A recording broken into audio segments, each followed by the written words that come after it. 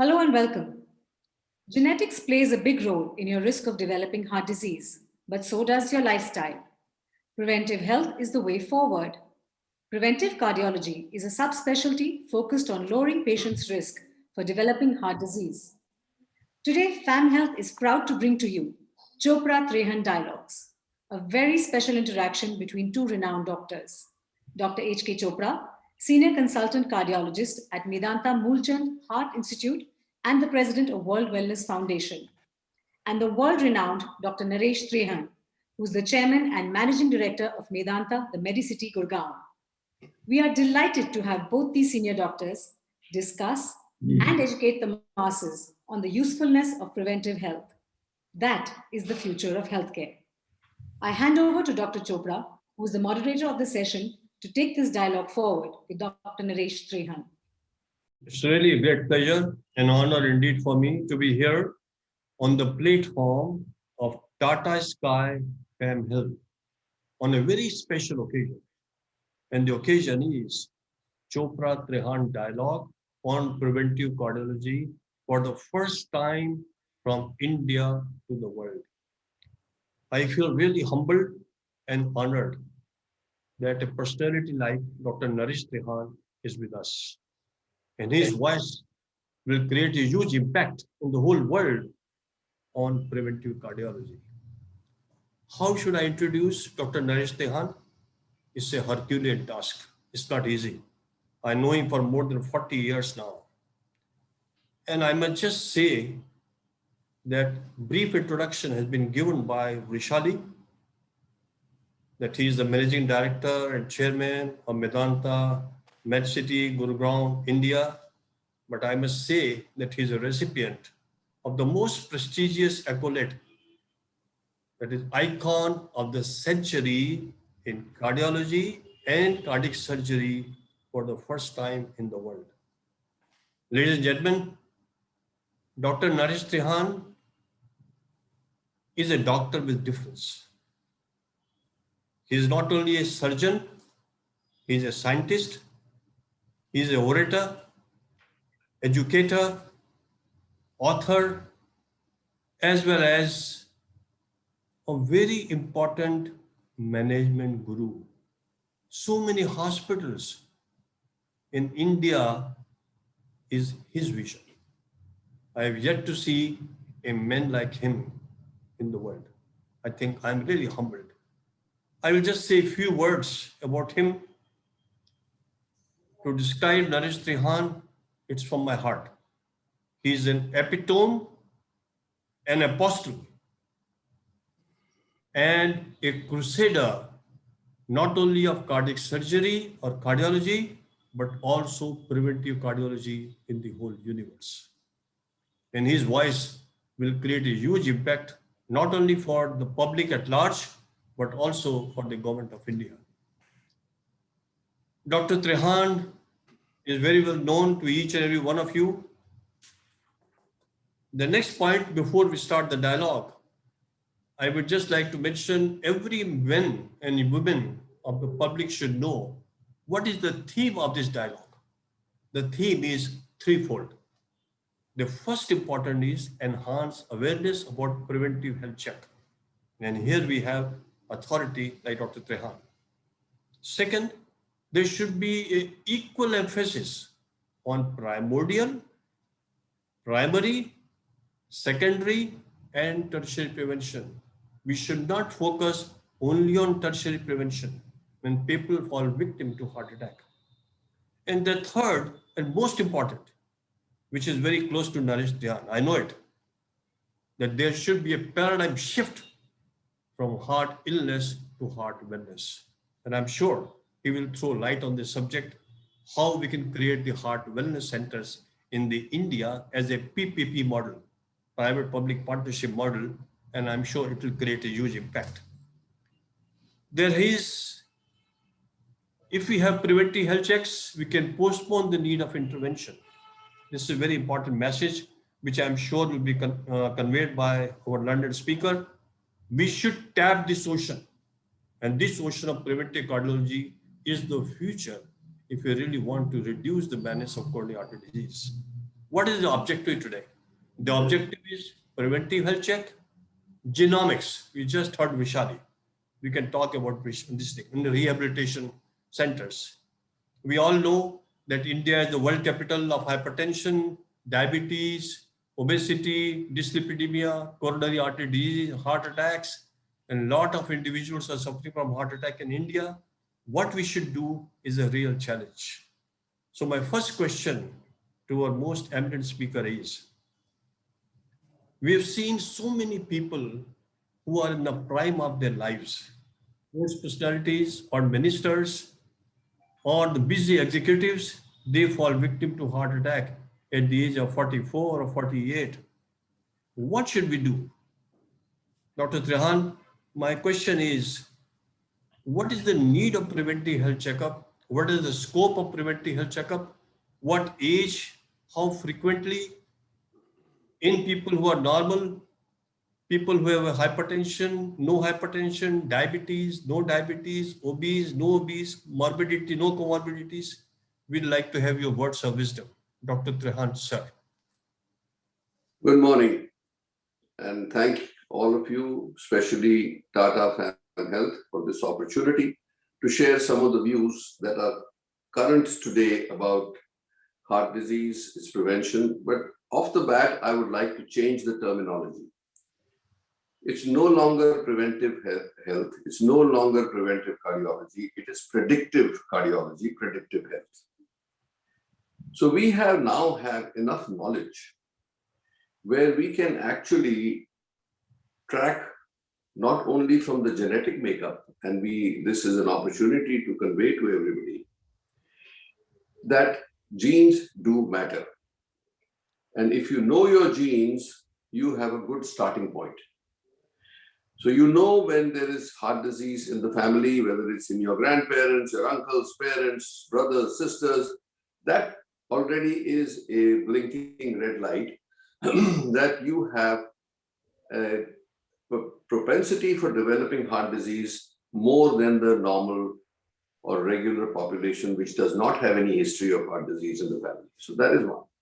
And that, coupled with the fact that diabetes is a twin sister of heart disease. Diabetes is a huge contributor to development of heart disease. So if you know your genes about your parents, again, the history of diabetes in the family, you know today that if one parent has diabetes, then the children will have a 25% chance of developing diabetes. So, and if they both of them have it, unfortunately, there is a 50% chance that they will develop diabetes. So having seen the warning lights, we need to steer our life accordingly. So we know that there are tests available today. And like you said, genetics is one. Second is the fact that you can detect the earliest transformation of endothelium, because coronary artery disease, as we know it as heart disease, is actually the first signs come from alteration in the endothelium. And today we can detect by many tests, whether it is carotid endothelial measurements or whether it is brachioradial velocity. What we are looking at is the earliest sign happens when the arteries gets stiff. So when they start getting stiff, you know that a person is on the track or at a higher risk of developing heart disease than a population which still has supple arteries for a longer period in their life. So with all these detective tests available to us, if we do an analysis of an individual, putting all our different parameters into one basket, we today have algorithms to predict who will have a higher chance of developing coronary artery disease or atherosclerosis, which is the scientific term for it, and it is all over the body. Of course, the coronaries are more vulnerable. But the point is, if we measure all the measurements that we know right now, traditionally from cholesterol to LDL to VLDL to sensitive LDL, so all these things have added up to a point of armamentarium where our ability to be able to steer heart disease away from an individual does exist. So then, of course, you know the general yarn that we keep giving about exercise, diet control, not eating, oily food. I mean, just to put it in simple terms. So we are saying that those things are what you can do. An individual can understand that what are the components that lead to ill health, obesity, abuse of diet, lack of exercise, use of tobacco. And now another thing that has been added on in the last couple of decades is immense stress. Stress is a partner of everybody. So the question of those days we used to say avoid stress does not work anymore. So if you take it individually and put it in perspective, starting with people who have any history of heart disease or diabetes in the family, they should fall in the category of between 20 to 25 years. We should do our first analysis. That analysis would help us to actually give a predictive model to an individual, and then also timeline when we should be doing the subsequent checkups as we move forward in life. Secondly, like I said, if those people who are more vulnerable must be educated that risk factors are additive. If you already have a tendency in the family for coronary artery disease, you are abusing your diet in the sense of trans fats, things which we know, which is common knowledge now, but we can say it to people that this is what you need to do for yourself because you are already, unfortunately, by birth on a track where you have a higher chance of developing certain diseases. And now cancer is playing a huge role in it also. Now we know that there are familial cancers, we know that there are imprints, footprints we can pick up early. So the point is, like the old adage, that we want to react to hoofbeats, not when we see horses. Anybody can see coronary artery disease or heart attacks when it's happened. We are saying we should be in a distant mode where we can sense who are the people who are possibly going to have a much higher chance of getting into heart disease or diabetes or cancer and we have the means to do it today. So that's one part that I wanted to share. The second part is that you divide it up. You are talking about predictive, preventive, then the early detection, and then treatment, and then rehab. So those are the 5 factors of any disease. So if our currency should go now because of the algorithms available primarily in predictive, then of course preventive, and then of course if we keep a track of it, that we should know the preventive part of it means that we are then able to do early detection in those individuals who we don't have to allow to develop 80-90% blockages in their carotids or their coronaries or anywhere else. We should intervene at every section of this prediction. So where there is a lot of currency in detecting at all the stages. Now, of course, when somebody is getting angina, has already had a heart attack, of course, it's obvious now, it's a little late in life, but we know that we can still do a lot to restore them to good health, provided the damage has not been so extensive that their hearts are damaged to 60-70% of the heart has been damaged. So I'm saying that if you lay the landscape of heart disease in front of the public, your maximum stress is on predictive. Then the flow starts. And each individual, because I am quite cognizant of the fact that if we tell the entire population of the world, oh, don't eat this, don't do that, don't do this, don't do that, it's not going to happen. But because for tobacco, we've been talking about forever, but people still smoke. The smoking has actually gone up. But the point is that you cull out the population at risk very early in life.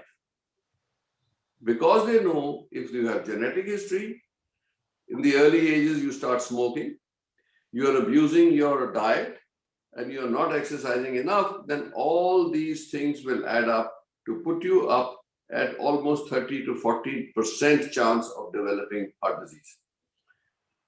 So that's why when you grade the people by predictive models, you can take them on a pathway. And I must say, people are now getting more and more educated about wellness, which is our focus, that you don't want people to get sick, they wanted them to stay well. Now, the point basically is, how much does one invest in one's own health? And that's where the problem or the challenge lies. When you are young, you throw caution to the wind because you are actually feel free, and you know that you will not exercise caution unless you are cautioned. So a young person not recognizing the fact that they have a trailing family history, which can put them at a much higher risk, will go and behave like anybody else. And whether it is what they eat, and you know there is so much consumption of junk food at that age, there is, and the trap is very huge because junk food is delicious. There's nothing you can do. It's tempting. I mean, so easier said than done. But that flashing red light that I talked to you said about earlier is to be reminded to the individual who we have said is predictably headed for trouble. So I think that is the lay of the land that we need to give. Now, specifics of it is I will leave up to you, HK, to be able to give how, what to eat, how much to eat, when to eat, all that stuff. You have devoted your life to it, and that's great. But I just want to spread that awareness that the culmination of careless behavior, knowing your genes, additive risk factors, ends up in either getting a stent or a bypass. That is, if you're fortunate that those things are done before you get a major heart attack. And then once you get a heart attack, it's no pleasure. Life becomes a limited, and God forbid if somebody gets a real significant heart attack, then you are a cripple for life. So there is a lot of warning there. There is a lot to gain from being a little cautious, a little aware, and a little disciplined. Those are the three things you need. So I'll hand it over to you, HK. I'll answer any of the questions you have. I think he has mentioned very clearly and very forcefully. His voice is, we have a predictive model, preventive model, and sensors. All should be focused. I think we keep on giving and talking about what to do, what not to do. As he mentioned about the 7S, stress, salt, sugar, sleeping habits, and then sedentary lifestyle and smoking. All he has mentioned, we have been talking for so many years. But the time has come, we have to evolve beyond that. And that's what Naresh has very beautifully mentioned. That time has come, predict the disease. We talk of carotid Doppler. We talk of ankle pressure index. And I'm sure I'd like to ask him, Naresh, what is your view about the coronary CT angio? Should we or should we not advocate to predict the risk in our risk score? Naresh, sir. So we come back to the same predictive model, that if somebody presents with a sequence of risk factors, and also on their history, you see that there is propensity. So if there are more than 2 members of the family who have history of heart disease, my trigger for CT angio as a screening device is much lower. That I would say at a certain point where it may be around 25, 30, 35 years of age, that people who fit the predictive model should be screened. because of the fact of two facts. One, if you know at that age, so like I said, 30 plus minus 5, depending on the propensity. If you know at that time that there is no evidence of any atherosclerotic disease, and coupled with the other screening devices that we talked about for endothelial dysfunction, then you know that these people, in spite of their inherent risk factors, are still okay. That doesn't mean they're going to stay okay forever, but the fact is that it gives you a 5-year window. On the other hand, if you see that there is beginning, then of course that blinking red light becomes a huge flashlight to say you are already in trouble. You need to now see it black and white. See, one of the things that's very interesting in the CT angio is that when you see a visual, you have the doctor telling you and showing you the visual, you take something much more seriously than you would if you were talking theory. Because as you know, when you're talking to patients, their attention is only 30 to 50%. I mean, they're scared. They can't pay attention to everything. There are some technical words which will go over their head. So you know, a visual has a very big impact. So if you see early detection of atherosclerotic process started, it gives you the best advantage to keep these people free of disease as we move forward. Second, if it has gone up to already significant over 50%, 60%, you know there is still, if you make an extra effort, there is a possibility of some reversal. If not reversal, you can at least delay the progression. If that happens, you've still done a lot of service. Of course, if it shows some critical lesions, then you've already done a service to the individual, because today, interventional cardiology it has a very, very important role to play. But then before that, we have many devices of screening which have come to fore. So what happens, I'll tell you, this is the most frequent thing that happens to people who go for CT scan. So a fair number will have no disease, which is fine. Congratulate them, tell them you live your life, but don't go abuse it.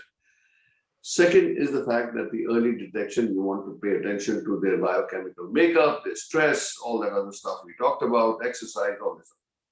Now that the third category, which has 50, 60, 70%, and you know that CT angio is not a 100% accurate prediction of the level of obstruction, then of course, the best way to follow them, if you see it's 50, 60%, is to do a thallium scan. Because the thallium scan will tell you if there is any functional deficit. If there is a functional deficit, you know that you need to go for regular catheter-based angiography and do whatever intervention you have to do if it is serious. Second is the point that it gives you the comfort that it is not critical today, and you can follow them maybe a year later, but it also gives you a baseline. So you can follow them with stress echoes, treadmills, whatever you may like, depending on what you find on the thallium scan. And then be able to say, okay, if at the slightest symptom, I will repeat my, do the angiography, or if I see any changes in the ECG in the future, I will change it. I will go towards interventional techniques. And if there is a frequent event, if there is already a 50%, I would repeat these tests every 1 year at least, if not more frequent, depending on. But the moment it crosses 60%, your CT score, and there is calcification, all that, I have a very low trigger for going for catheter-based angiography. So I think if you do all this, we know that the safety of all these procedures is very, very well established. So if you take the caution, you know that they don't have any kidney problems, you know that they don't have any massive allergy to iodine, then these procedures are actually, I have not seen a single person, I'm sure it's reported somewhere, having suffered any major adverse event from a CT angio. So what I'm saying is, one, do it because there are two things to it. One is the dye, that you should not be reacting to dye, which can be the test dose is given, so it establishes the safety. But the other part is that how much radiation are you getting? So today there are devices where 256 lysis CT will give you such little dosage of radiation, so it's very safe.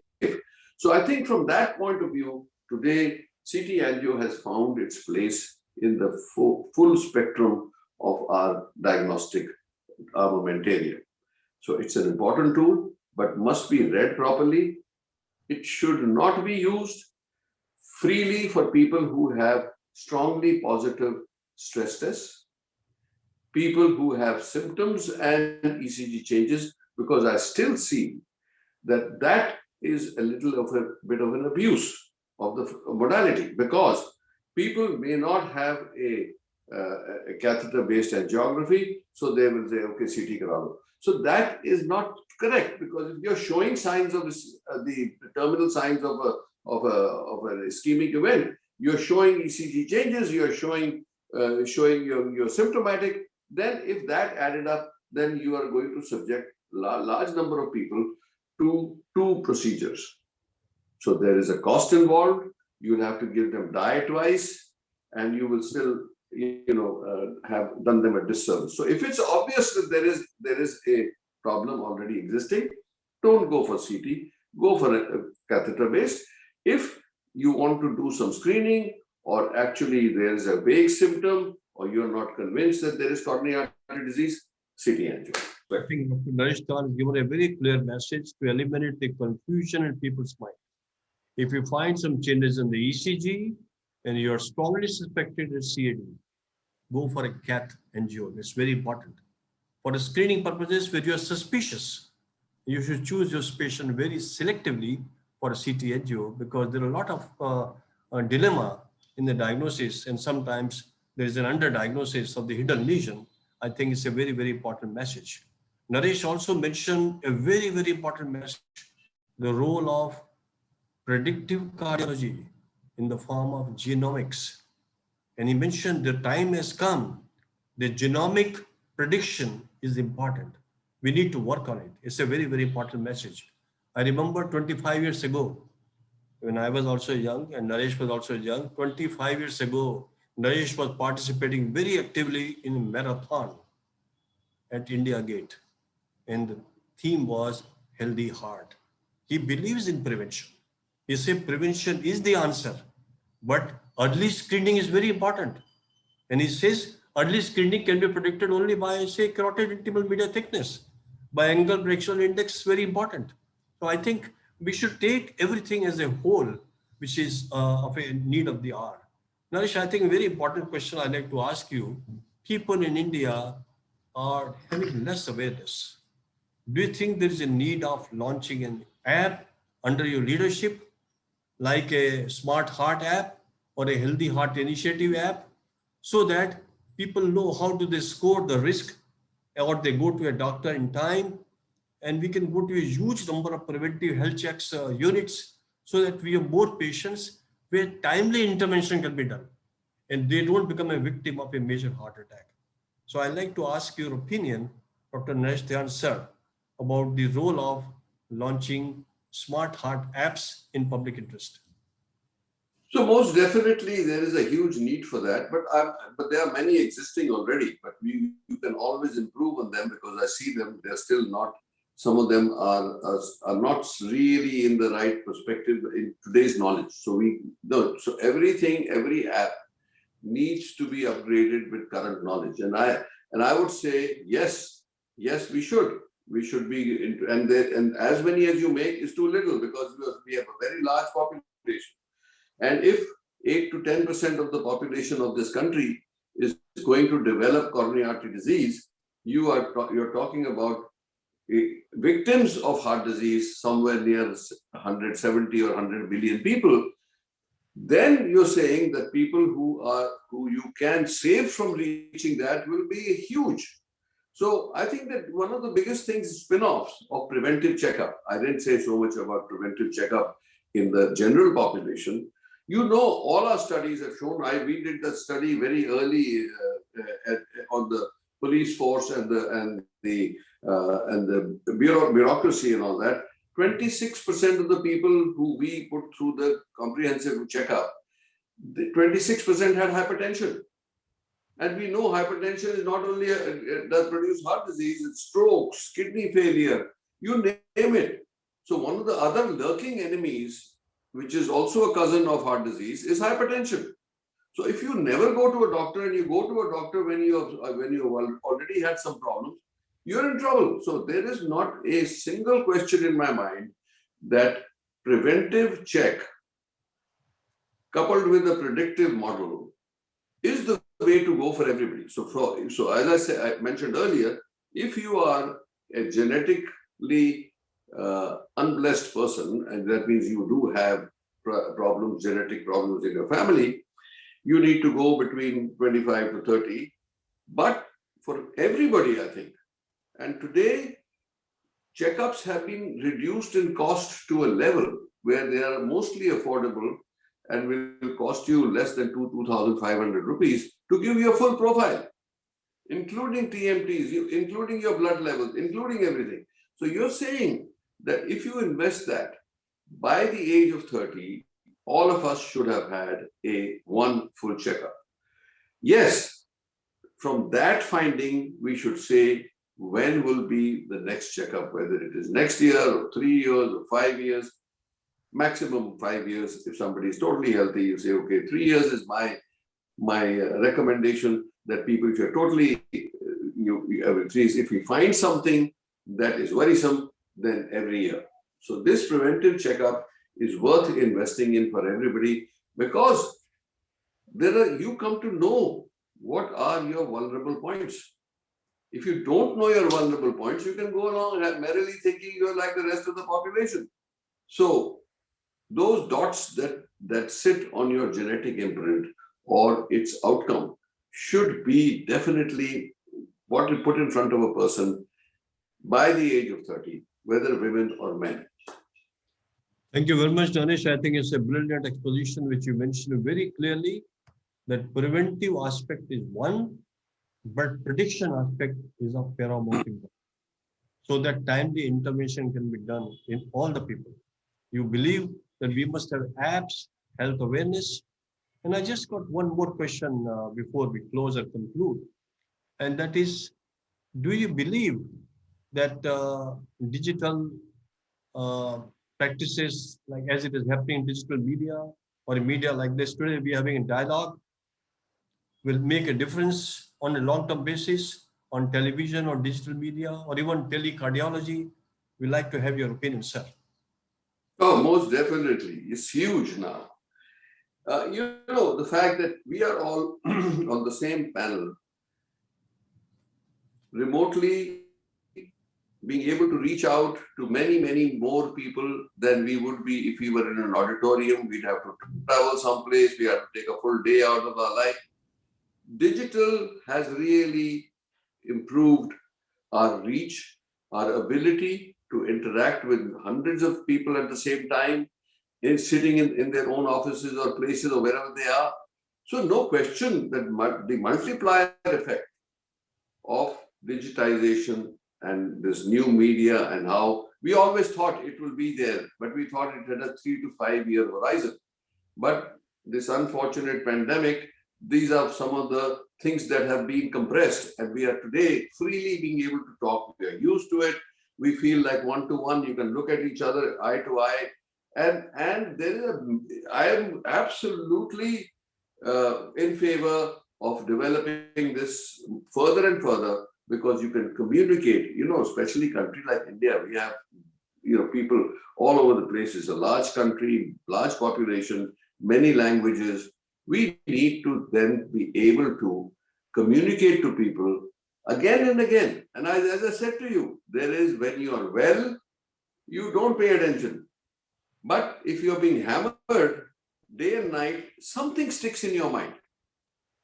The fact that you start a campaign of anti-tobacco campaign, at least they have something in the back of their mind that, yeah, maybe it'll hurt me. So maybe, I should reduce it. Maybe I should get it. You know, headaches. People get headaches, they keep popping Crocin. I mean, they must know that if they have hypertension and that's causing a repeated headache, it's going to kill, not only give them a possibility of a intracerebral bleed, but also the point that it's going to kill their kidneys over a period of time anyway. And believe me, compromised renal function is a very, very bad thing to have, because to be on dialysis for the rest of your life, I think everybody should actually pay attention and try to prevent it from happening. Second, see, people, HK, you don't know where to start, because we know the knowledge. We know what causes diabetes. We know how diabetes out of control is like putting oxygen to a flame. Your body is burning much faster than normal. But people still don't bother till their organs start giving way. So I'm saying that we have our moral responsibility. We should not get tired. We should not say nobody listens. We don't care. We must hammer every day. And the more we do, the more something will stick. And people, I mean, look at me, I'm a surgeon, okay? I am recommending that people save themselves from me. So you understand, you are a cardiologist, you want to keep people healthy so that they don't, so we are talking, I mean, nobody should have any suspicion in this whole thing. Okay, what are they saying? We are not saying, oh, the bypass is good for everything. We are saying, please take care of yourself so that many of you will stay healthy and many of you will escape the consequences of heart disease, hypertension, diabetes, kidney failure. So that's my message. And we stand on top of the roof and say the same thing again and again. I think people will then at least have one thing in mind, that there is no real suspicion. Whatever we are saying can be received in the right perspective. That's what we need to repeatedly do again and again. So consequently, I am offering my time for this very important aspect of life, that we can communicate with the latest knowledge and in the best possible way. Thank you very much. Thank you very much, Naresh. I think it was a brilliant message. The way you mentioned, keep on doing it again and again and again, till you embed in the people's cells, in the human beings, they know how much it matters. I think you are devoting a lot of time. I think it's something very great. I must tell you, ladies and gentlemen, we are at the concluding moment of the session. Dr. Naresh Trehan is a legend and luminary in cardiology. To get him is not an easy task, but he is freely available for communication, which he emphasized that we must have a repeated communication, and digital media and television is the only way. And he also mentioned one more thing, it should come in different languages. I think it was a brilliant message. That's the only way of changing the health scenario in India. To conclude, Naresh, I must say that healthy heart is our right. Healthy heart is our dharma. Healthy heart is our karma.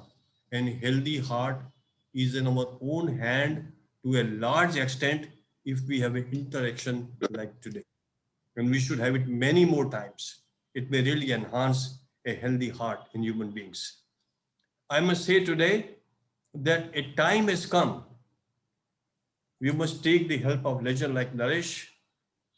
We must act vocally, like happening in a dialogue, locally, focally, and globally.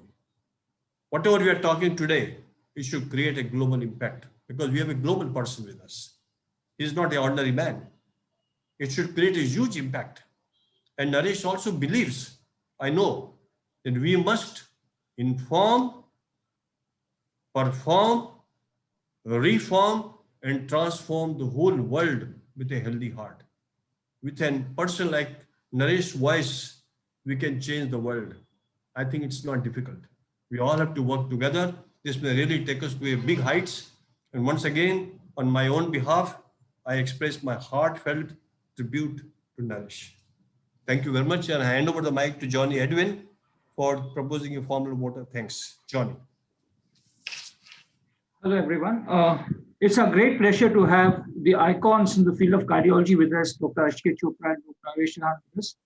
And we at IPCA, we express a heartfelt gratitude to Dr. Chopra for his lucid style of moderation and giving a clear message and asking an appropriate questions which is needed for the well-being of the country and for the people. And of course, express our heartfelt gratitude and thanks to Dr. Naresh Trehan for his valuable time and his words of wisdom. Its words of wisdom will definitely create an impact to the millions across the globe, from India to the globe. So thank you, sir, for your valuable time. And we also have express our heartfelt thanks to family team, Ms. Vishali and Ms. Asha, for their valuable uh, team, the work they're doing towards the reaching to the public in terms of this medical awareness. Thank you all.